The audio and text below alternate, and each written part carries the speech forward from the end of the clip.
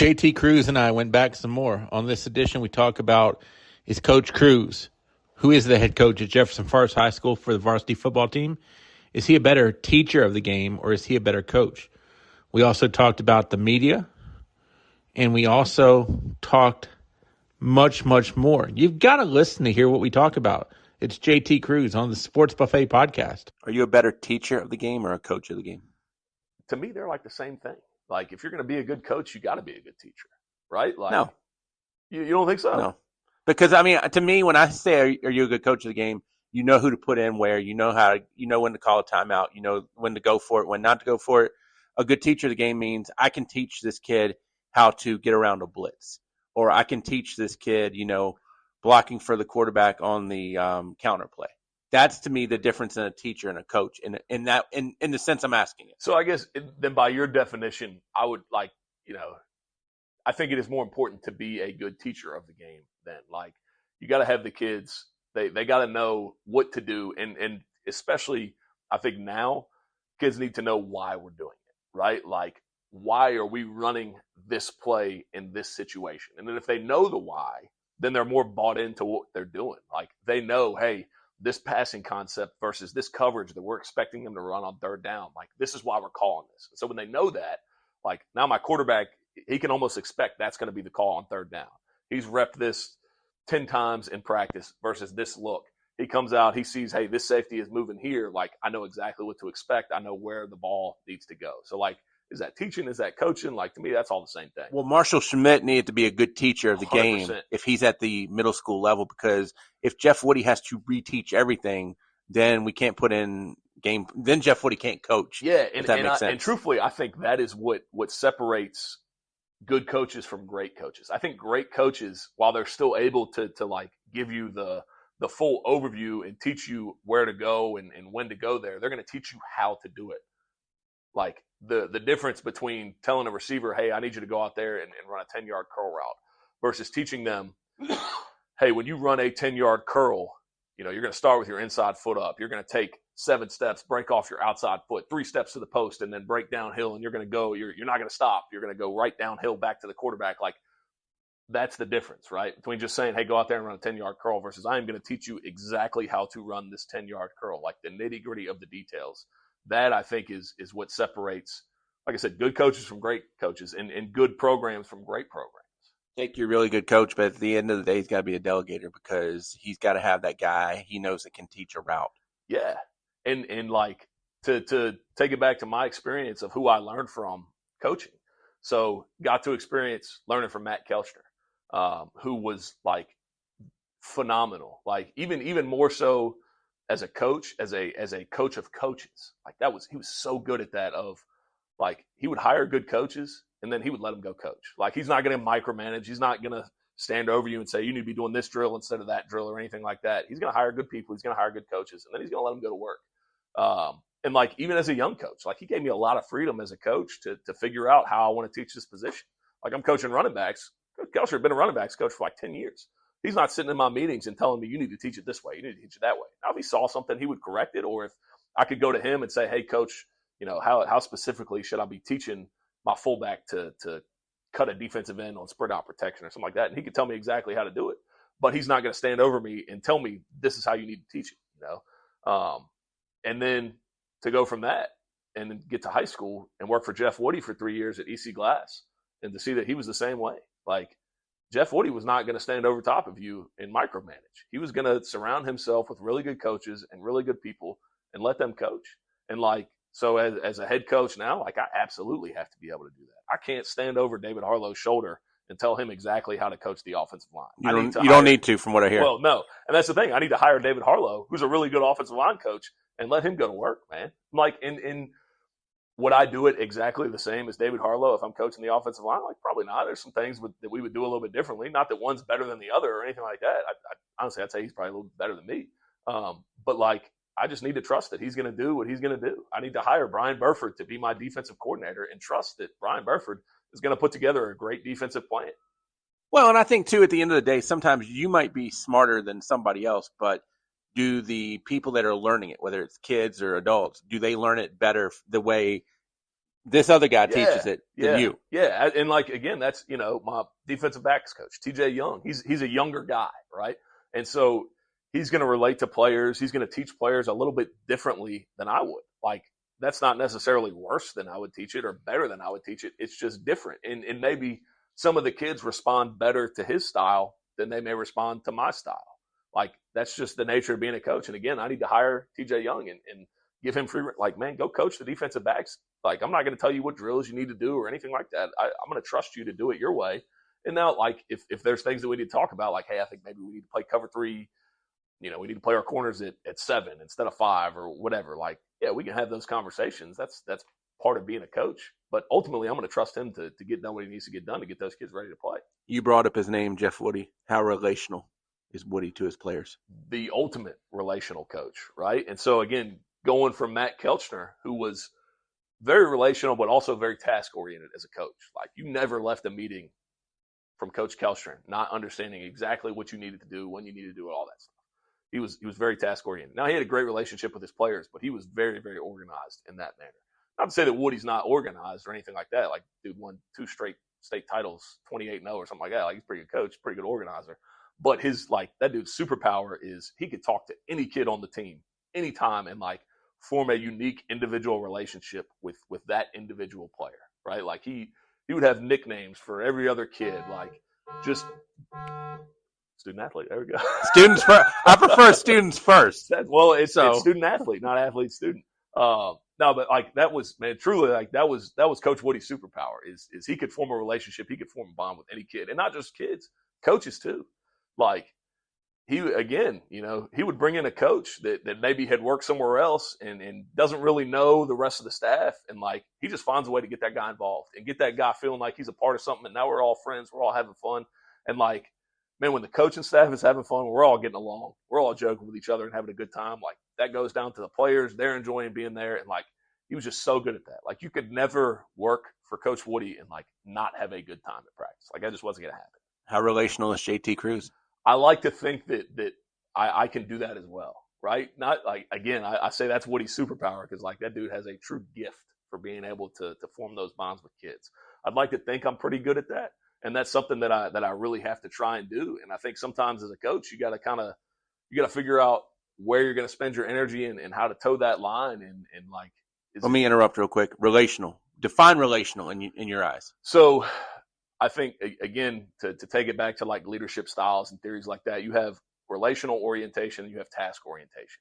Task orientation is, I'm going to tell you, this is what you need to do. This is why you need to do it. And, like, I just expect you to do it. Relational orientation is, you are going to do things for me because you like me, right?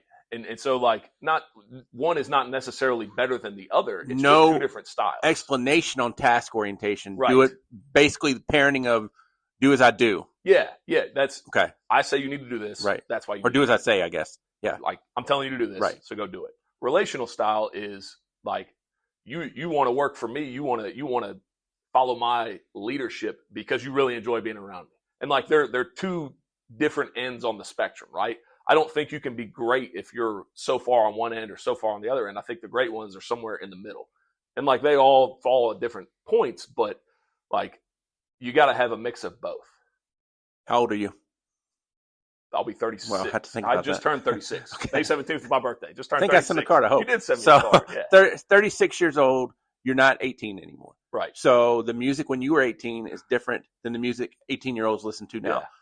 I use music as an example. Do you have to be relationally in that sense to kids to get through to them? I don't think so. Okay. I don't think so. And I understand where you're coming from because I do think there are a lot of quote unquote players coaches, right? And so I don't know that I would necessarily put myself in that category. I think the most important thing is that my players need to be able to trust me. And I think that's a big part of relational, right?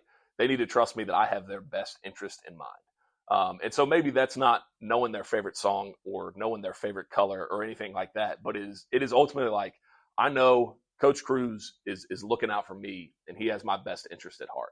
And they trust that, hey, what I am telling them is going to make them a better football player. Like, to me, that's the ultimate thing in coaching. Like, that kid has to believe that what I'm telling him is going to make him a better player. He needs to believe that the thing that I am teaching him to do on this, like when I'm teaching a kid how to reach block, that kid has to trust and believe that the things that I'm teaching him to do are going to lead to him having success on the football field.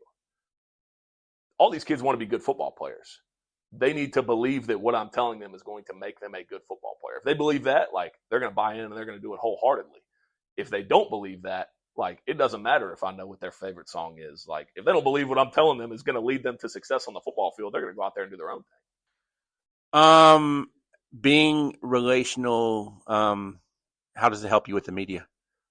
You and I have a great relationship, right? But I'm not the only media that no. I remember going to the media day a few years ago at Seminole District that Brad Bradley had a Heritage.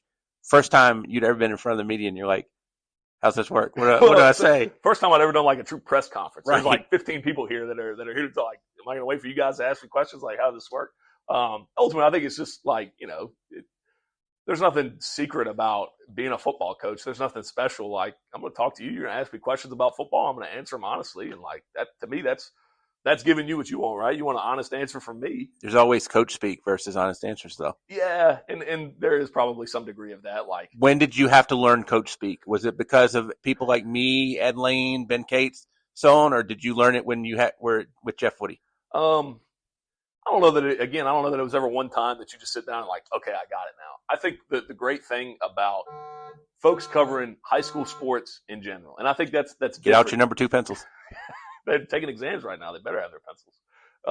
I think the biggest difference between media covering high school sports and maybe some of the upper level colleges and the NFL is like, nobody out here is trying to like give you gotcha questions or anything that's going to make you look bad or anything like that, right? Like, we're all here to better cover something that we're all passionate about, which is high school sports. And so, like, I have a trust when I'm talking to Bob Alvis that Bob Alvis isn't going to try and cast me in a bad light in an interview or anything like that. Not if I want to talk to you again. Exactly, right? So, like, I know it's in Bob's interest to have a good relationship with me so that he can continue to interview me. And it's in my interest to have a good relationship with Bob because I want Bob to continue to interview me because then that's going to be more coverage for my athletes, which is what everybody wants. Your words basically is you have to basically do interviews from a lot of different sources. But right or wrong? Yeah, there's a lot of different people that want to talk to the head football coach. So, and I'm not trying to pick on them, but I know they're on the schedule. Mount Airy has a radio station. Yeah. You don't know the angle of a Mount Airy guy. Are you more guarded than you would be with Bob Alvis? Yeah, and that's a good question, Bob, because it is. Like, the conversations that you and I are going to have are going to be different than the conversations that I have with, like you said, Mount Airy is a great example because they're from North Carolina. I've never talked to this guy before. I don't know if they're going to try and twist my words into some sort of locker room material that they're going to throw up. But you don't need to withhold, hey, I played at CNU for Matt Kelchner, blah, blah, blah, blah. No, like, we can have those conversations for sure. But, I'm not going to tell that guy, hey, actually, I'm going to start this kid at quarterback and not the other one. Right. Like, maybe that's a conversation that I could have with, Ben, who's no longer at the News in Advance, but I could say something like that to Ben or to Ed or to Bob with the understanding and the trust that they're not then going to turn around and call the coach and be like, hey, I just heard this. Bryson's a good guy. You can tell him that too. Yeah, well, yeah, exactly. Like, again, Bryson, he's not going to try and throw me under the bus or anything like that. Last one for now. Do you like doing this? Because we'll do more. Dude, you love the culture stuff all day long. And yes. I remember talking to one of your coaches in the building, Scott Zaring. Totally different sport than you. Soccer and football always haven't probably gotten along, except, hey, can I get a kid that can come kick for us? But he's a culture guy. You're a culture guy. Is it easy to talk culture with people who are with a totally different sport than you are? Yeah, and honestly, I think that's the cool thing about JF. And I think that's the great thing about JF. We have a lot of sports here that are very successful, right? Men's and women's soccer, very successful. Lacrosse, very successful. Baseball, very successful. Like, I mean, you can go down, like, all the sports here. And so successful sports usually have pretty good coaches. And so to be able to have those conversations where, yeah, maybe Scott and I are talking and, like, I don't know anything about the X's and O's of soccer. You don't really know much about the X's and O's of football. But we can talk about, like, hey, this is what I'm doing with my team after practice one day to help motivate them or to help create some bonds. We can have those conversations. Easier to talk to him because he's closer in your age than it would be a Burford or a kid? No, I don't. Okay. It's like, again, maybe different ages between coaches, right. But we're all working with kids who are the same age. Gotcha. And so, like, yeah, there is value in that. Like, Larry's going to have a different perspective than Burf's going to have, who's going to have a different perspective from David Harlow, who's going to have a different perspective from me. And, like, to be able to get everybody talking and exchanging ideas. And maybe that is talking with Scott about things he's doing with soccer. Maybe we can incorporate some of that into football. Maybe that's talking with Coach G about things he's doing with baseball. Maybe we can incorporate that with football. Former football player too. Absolutely. And so a guy who understands what it's like to be a two-sport athlete, who we have a lot of at JF.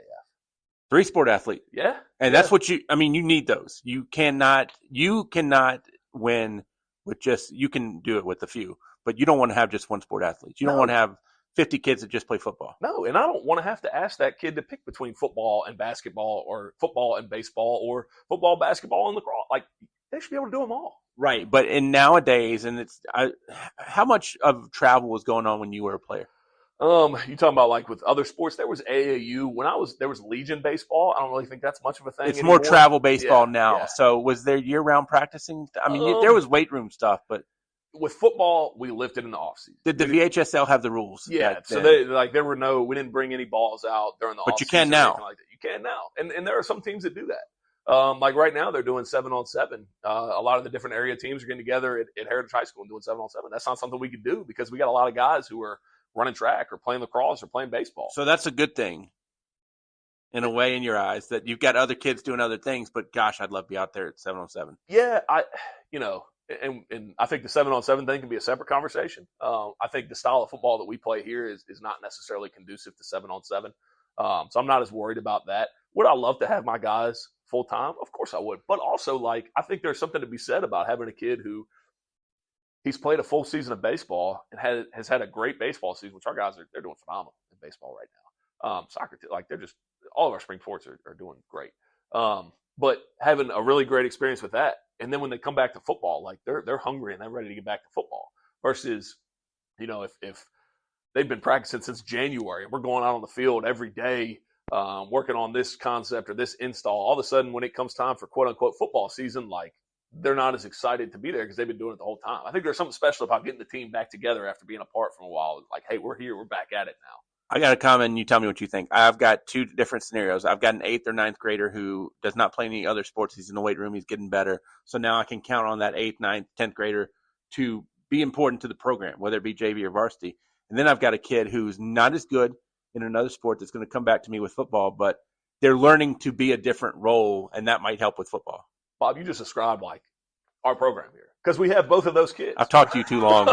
But, I mean, those are both good problems to have for you. And, like, it may be a different path, but, like, one is not necessarily better than the other. We just had a signing day a couple weeks back where Slade Cassie, like, that dude was all in on football all the time, and he's going to be at every single offseason workout that we have. He's going to lift his butt off. He's going to be a great leader in the weight room for the other kids.